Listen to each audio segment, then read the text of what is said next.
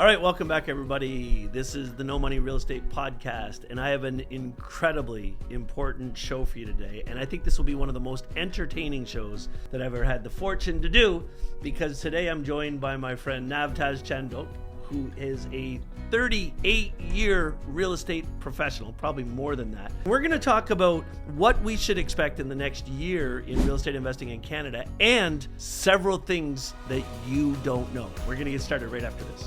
Hey, my name's Ken, and I'm a real estate investor. I want to welcome you to the No Money Real Estate Podcast. On this show, I'm going to interview elite level real estate investors from all over North America. And I'm going to help you to see one thing that all successful real estate investors have in common. They build their portfolios without using a dime of their own money. I've got a portfolio of $300 million in real estate. That includes resorts, apartment buildings, commercial buildings, and I built the entire portfolio without using a dime of my own money. Real estate is a business that anybody can get into, but the strategies that those tight real estate investors use to build massive portfolios have been kept secret for decades. Now, because of this show, I'm going to reveal them to you. So let's get started. Nav, welcome to the studio, brother. Good to see you, man. Glad to see you, my friend. I can't believe, because I follow you online and we stay in touch online, but it's been 5 years since the last time we actually got together and chatted. Exactly. 5 years ago, we had a lunch together. Yeah. So we actually started this podcast about 45 minutes ago. We just forgot to hit record because as soon as we started talking, stuff started coming out. But first thing I'd like you to do for everybody is introduce yourself. Tell everybody a little bit about your background, how you got into real estate investing, and what are you really passionate about? Well, my passion came in 1981. Not too far from here, somebody called me. I work as an engineer working for Atomic Energy of Canada, designing a nuclear plant in Bruce. And my job was to design an emergency water system to the reactor. So I was one of those guys. Somebody called me in from Pickering and said, listen, we're going to become homeless. I said, what? Do people become homeless? Yes. We lost our job. CABC is pulling the power sale on us, and we have only 15 more days to go. Can you come and help me? And I said, I know nothing about power sale. I'm new to Canada. Don't know anybody become homeless. Why will bank do that? I end up helping a family, knowing nothing about real estate, flipping the property, not knowing I'm flipping it, and made $42,000 profit. So you sold it before they lost it. The fun part was that the person we found was the next door neighbor who wanted to buy it from them. Wow. Now, the essence was, when I was doing all this, I came to know exactly how the power sale works. Then after that, the year is 1981. Interest rate, first mortgage, 22%. Freaking crazy. Okay, one of the highest interest we ever had in the history. And all of a sudden, I found a system. I have only 3 pieces of paper. I go in, people call me, by losing the home to the bank, I can help you out. If I can, I will. If I can't, I'll still help you out. Then I say, listen, since you called me, I'm going to help you out. You're not going to become homeless. I'm going to get you first and last month rent. I'm going to get you moving expenses. I'm going to take care of your credit. I'm going to help you to downsize with the dignity. That's I promise you. It won't cost you a dime. Right. And that's a good deal for the day. And this is how I transitioned from engineering to real estate in 81. Wow. And from there on, I start helping my friends. They listen, you know why you're working for $3 an hour, making $6,000 a year, where you can make $100,000 a year. And people say, oh, that must be criminal. Yeah, it's got to be a scam. Can you really flip houses? Is it a criminal thing? Is it a scam? What are you trying to pull? It's just like anything else. You buy a T-shirt from China for $2, you sell for $20. Is it a crime? Yeah, I'm simply it's wholesaling business. it. And I'm still selling. I'm buying it at a huge discount and selling it for less. And this is what I'm doing. You want to buy a house, you want to buy 20% cheaper than the market value, minus 20%, that's your sale price. Whatever I buy, it is my business. But I will give you full disclosure. I have nothing to hide. Yeah. And this is how the whole thing began. And about 93, then I started helping a lot of families. Then I said, a couple of friends said, okay, why don't you start teaching? Me teaching? Are you kidding me? And nothing about it. I said, no, you're doing it.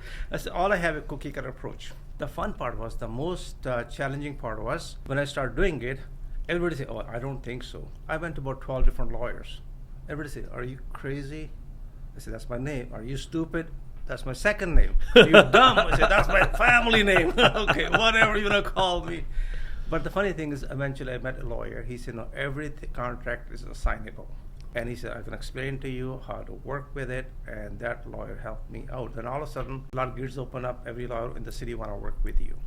Every banker want to work with you. And every private mortgage lender want to work with you because nobody want to go through the power sale. Nobody want to put a family through hell. Yeah. So all of a sudden I made two promises to myself. Anybody call me within anywhere from Canada, I'm going to help them out, period. Hands down. Whether I make a dime or not, that's not the point. Yep. Second thing, nobody need to become homeless. There are so many facilities available for you. All you need to have information, give it to them, and they can have a fresh start. So anybody that's in that situation, they really become paralyzed by just not knowing what to do. Well, here is the scenario. Majority of Canadians or even realtors or mortgage professionals don't have enough knowledge about what happens when somebody defaults. Right. Now, the big guys default, small guys default. Now we have 3 different or 4 different procedures in Canada. In Ontario, you see power of sale, people are familiar with the foreclosure. How about other 2 of them? Now, there is something called civil enforcement, so we'll talk a little bit more about it. And also, there's something called insolvency and bankruptcy insolvency. That's a different issue. This is where the big boys goes, and everything go through the court. Mm-hmm. The funny part is that all 4 of them offer you tremendous amount of opportunities. Not opportunity for the homeowner, they offer opportunity for an investor because we know how, we have the know-how, we can save all the money. And Right. everybody deserves a second chance. I strongly believe in that. You know, we all gonna hit the ground one day. We all gonna make mistake. All real estate investment are risky. And regardless of who you are, what you're gonna lose some money. So be it. That's the nature of the beast. There's no such thing that we're gonna win every time. There's no such thing every time you shoot the puck and score totally. a goal.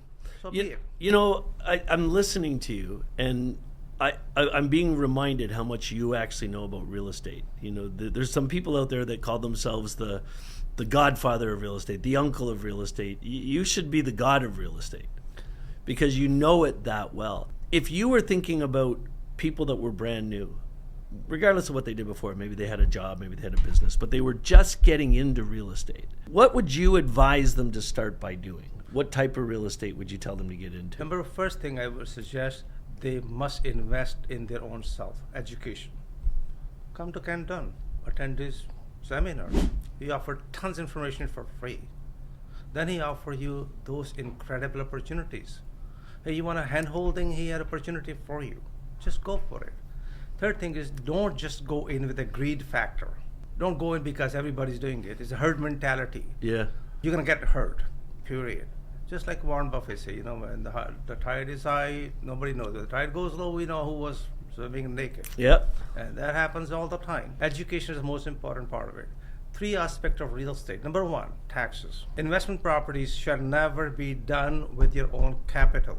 Right. It should be done as a different entity altogether. You can lend the money to your own investment corporation. Taxes are the biggest thing we all face. Third thing is the banks. Then if you make money, there are other things you have to be careful with. That don't buy a piece of property with only one thing. Like, you should have several different strategies. Are you in for short term, mid term, or long term? Mm-hmm. I recommend people, hey, listen, do it in all 3 different ways. Some things, you cannot manage, flip it or sign it. Fractional ownership, whatever you want to do. Midterm is you want to fix and flip it, or you just want to do what we call wholetailing. Just put a little lipstick and there you go, clean it up. Yep. It goes, make some money.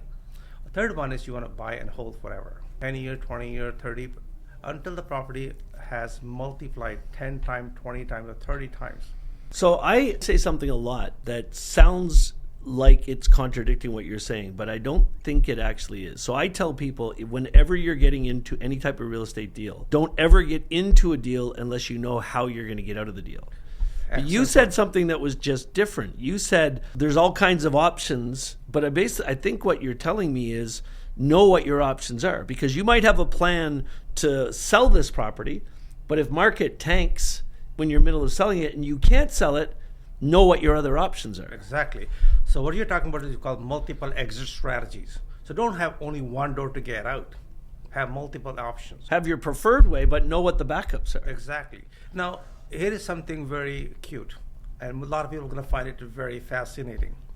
We had an investor who was losing tons of money, and he didn't want to sell it. Then what he did is he brought some investors who were looking for a negative cash flow. Wow. It served them both. Both came as winners. Funny So enough. explain what you mean by that, because there's going to be people listening to this that don't know what that means. You found investors who are looking for negative cash flow? Yes. What does that mean? Those people who have high income. And high profits already. No, they don't have any profits. They're paying too much taxes. For them, it's a tax shelter. So they're looking for a negative cash flow. For example, you're upgrading it or doing something to it, and they will put that money. They don't need any positive cash flow. They don't mind supplementing it every month because they can write it off against their taxes. But they know the long term it's going to be a better property. On the long-term basis, they have different strategies, and they know when to exit out of it, or they want to exit on a partial basis. They don't want to sell it all.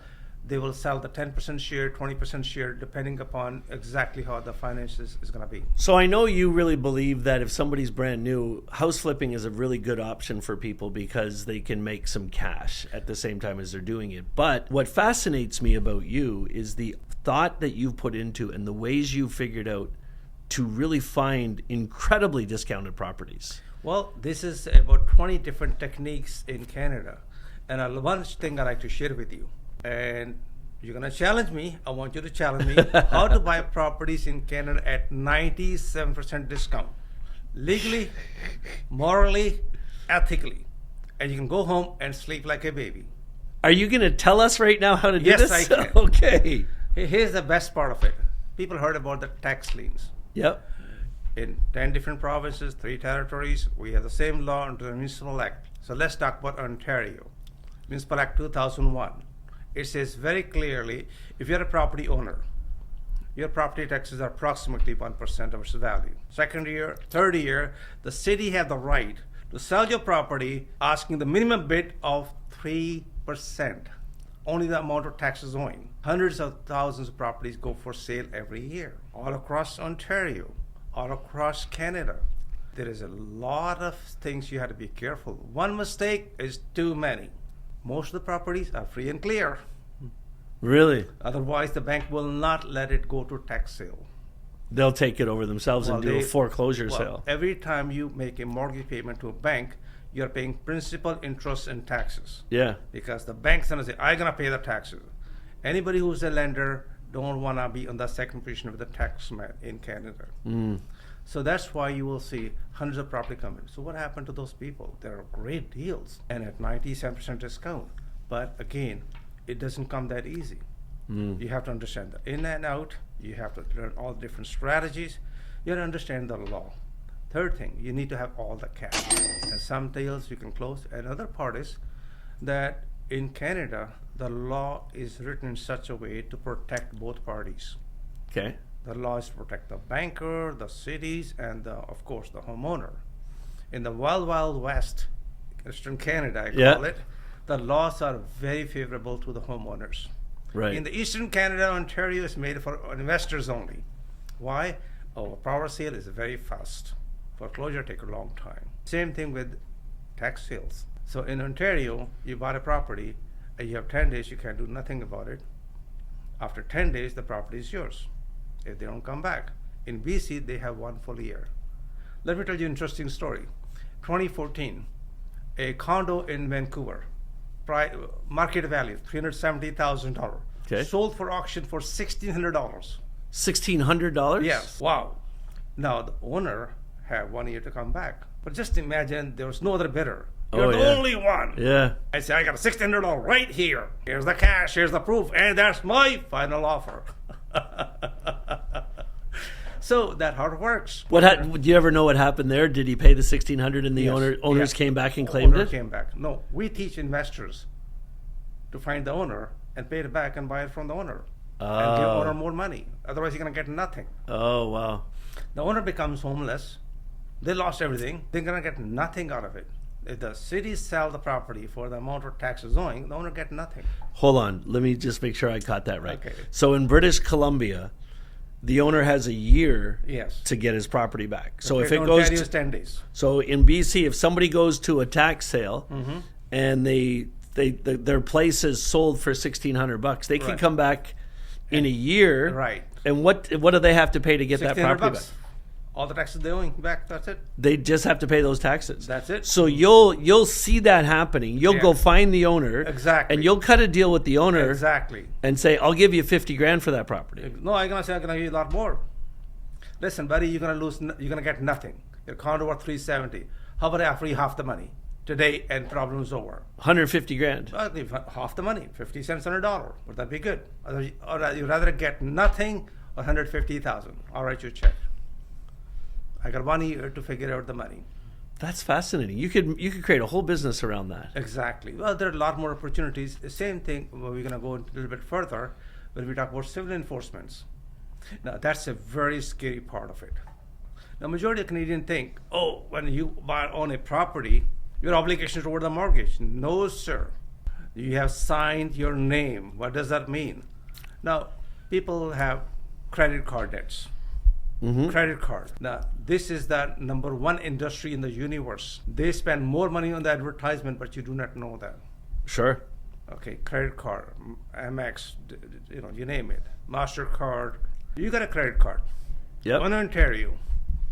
Or you got a line of credit, secured line of credit, personal line of credit, HELOC, whatever you have. You didn't make a payment for 3 months. What the lender going to do? They go to the bank, they go to the court, got a judgment against you. Then now they got a judgment. Now they're going to take the judgment for the reinforcement to the sheriff's office, and every asset you have is up for sale. Oh, yeah, that's right. Okay, let's say you own a piece of property worth $1 million.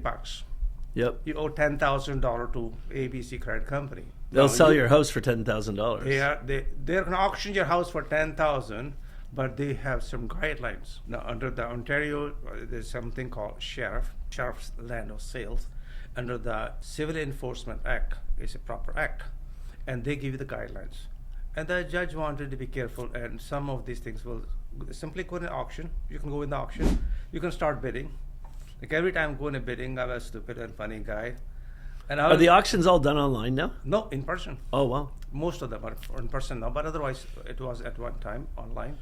When you go in there, I have a funny way of doing things. I'll go in, walk in the room. I'll yell and scream. My offer and final offer is $2, and that's my final offer. People say, what the heck are you doing? I'm putting up a show. I'm a good actor. People are thinking, hey, the property worth $500,000. Why this guy screaming for $2? Maybe there's something wrong with it. And he thinks it's a final offer. Can I change my mind? Absolutely. Sure, you can. Change my mind. Yeah. The fun part was this one is most of these properties, there are certain requirements. Sometimes they want to have 2 bidders, or they just have enough time. But some of these auctions are final. But the drawback is, if you do not know the Civil Enforcement Act, you're going to get yourself deep in the water. You will never get out. You're going to end up filing a bankruptcy. One mistake in real estate is too many mistakes. Yeah, exactly. So never ever have uneducated investor go in. It's just like gambling. Okay, putting everything on the house. I'm gonna buy a lottery for $1 million. Come on. Yeah. Do you stand a chance? Not really. So please don't gamble it. Get proper education. All right, so we could talk for hours. I want to spend some time talking about the next 12 months. So we've seen a lot of craziness in Canada in the last 12 months. We've seen basically a government be overthrown. Well, it wasn't really overthrown. The prime minister just stepped down because he was pretty well forced to by it. He admitted it in his speech that his own party pushed him out. Yes. And there's a new government coming in. We've got, I don't even know what I want to call that dude in the States, but he's threatening to buy Canada, to buy Greenland, to close the borders. Fascinating. What I'm interested in knowing from you, or for you to share with the audience, is all of this political unrest that's happening in Canada, in America, and around the world. How does that affect real estate in Canada? Well, if you look at the demand, Alberta is calling. A lot of people have moved from BC to Ontario to Alberta. Alberta is still going to boom because it's the most affordable part to go. Winnipeg is the second part of it. But now, what happened all of a sudden? Canada has changed the immigration policies. They're bringing brand new people. It's not nobody going to be there. There's still going to 500,000 people going to come in. Baby boomers are retiring. I'm a baby boomer. Anybody born after Second World War. Mm-hmm. So we're in the same boat. The real estate thing is always changing. And I do believe that in Vancouver and Toronto, this is going to become more expensive. Toronto become a new Manhattan of Canada. Now we also have other industries popping in, technology, artificial intelligence. Remember, Canada's economy was based upon natural resources. Sure. Now it's knowledge based, it's AI. Now it's easier for somebody to hire a technology or an internet or IT engineer in Toronto, paying them $70 an hour compared to paying $70 Americans. It's much cheaper. Yep. At the same distance. Mm-hmm. So there's a huge demand for it, and there are a lot of high-paying jobs. Apart from our mining industry to other industries, Canada's wide, and majority of very large corporations from all over the universe want to invest in commercial real estate. Mm. The three best industries, in my opinion, gonna be of residential, regardless, no matter which way you go. Recreational properties, what you do extremely well. Third thing is industrial, and number fourth is again cold storage, food, Right. and they're gonna boom regardless. Now, if we look at the Canadian real estate, 1969 to 2019, 50 years, average real estate property has gone up by 8% compounded, and no other investment have done better than this. On top of that, you are able to leverage it. So in my opinion, Canadian real estate is going to be stabilizing. There will be few pockets which are going to be suffering. Yep. For example, some areas where industries have moved. But in my opinion, 2022, after March, we have the biggest decline. That was, you can see, or adjustment, whatever you want to call it. The market is coming back. Interest rate is going to be quite stable. Of course, there will be always some trouble with politics or international level or the wars and crime or whatever. But that does not really affect much. I strongly believe with the shortage of housing in Canada will be, again, in a huge demand for next 10 years. So you'd mentioned something else to me earlier before we got on this that I want to come back to, because I think this is a brilliant strategy. When we look at residential real estate, getting into the rental game, it's really hard. It's impossible at today's rates to buy a house, renovate it, put some lipstick on it, rent it, and make enough money renting a house to cover the financing on it. How do you do residential real estate in Canada today and actually make money? Excellent question. January 15th, this year, 2025, federal government want to give you $80,000 at 2% interest for 15 years. Would you take the money? Yeah, what's it for? To add up another rental unit in your residential property all across Canada. Now, the province of Ontario has a Ontario renovation program. They give you $75,000 forgivable. If you are in Vancouver, they give you $40,000 totally forgivable. If you're in Alberta, they're only giving you $10,000. This is why I always mention that get to know your benefits. These grants are handed to you to a homeowner. Now you can add up whether you want to add up a garden suite or you want to call basement suite or whatever you want to call it yourself. Now, our real estate industry have shifted. Once upon a time, you're 16, 18, you leave home and you're independent. Now we have sandwich families. And typically, Canadian family, there are three families living in it. Parents, children, and grandparents. Yeah. And the children who are living there, they're in 30s. They don't have enough money to save. So again, they are living with the parent, they're sharing expenses, and there's another one called house hacking, where people are sharing ownership and so on. But if you're an investor, you look at it, okay, how can I borrow money? Where can I borrow money? Mom and dad is financing majority of the properties in Canada, maybe 35 to 40%. But again, regardless, here is the question I'd like to ask you, and maybe you can rephrase the question back to me. Should you buy your principal residence first, or should you buy investment property first? I have an answer to that, but I would, well, I'll tell you what I think just off the top of my head, and you tell me if you agree or disagree with me. I would say you buy a duplex first, and you house hack yourself, and Exactly. you Right. live in the rental property. See, you are a very smart person. I respect you from long time. The reason I ask you because we want to give two different opinions, two different ideas. Now, for me, the way I look at it, if you come to me and say, should I buy investment property or residential property? Say, I'm very biased. I'll tell you. Yeah. I want you to buy investment property. Why? You have all the tax benefits. And you can buy with no money down. Yeah. And you don't have to worry about it. You can have a cash flow. Yep. You can increase your income. What are you going to buy a house for? It's a liability. So my opinion to majority of investors are Are you relying only on one income? That's a dangerous way of living in Canada, my friend. People lose their jobs overnight. Yep. You should have multiple sources of income. And having investment property is a great one. Now, if you don't have enough money, work with Ken. Buy one of his product. Be a JV partner. Have some money coming in. Even you're getting 8% return, it's a good money. You believe that somebody should do what we talked about, buy a rental property, buy a duplex or a triplex, live in one unit. But let's talk about the details of that. You think they should buy it in their personal name, or should they start a corporation and buy it through the corporation and rent one of the apartments from themselves, the owner of the corporation? That's a question you need to talk to your lawyer and CPA together. You want to see the pros and cons of tax benefits, capital gains, or is it active or inactive. In Canada, you'll be surprised, majority of people do not realize that how your income is being taxed. Right. If you are an active corporation, less than $1 million, $500,000 is 11%. On the other hand, you might be in a 46%, 45% tax bracket. So again, these are pros and cons, and it may not one solution won't fit everybody. Right. So again, from time to time, somebody who's like high income earner, I had a couple, I was giving a coaching for 1 hour, and they said, we are making $300,000. And I said, okay, but you guys are broke. Your credit cards are freaking full. You are living a very different lifestyle. You're driving a nice BMW. You don't need to have it.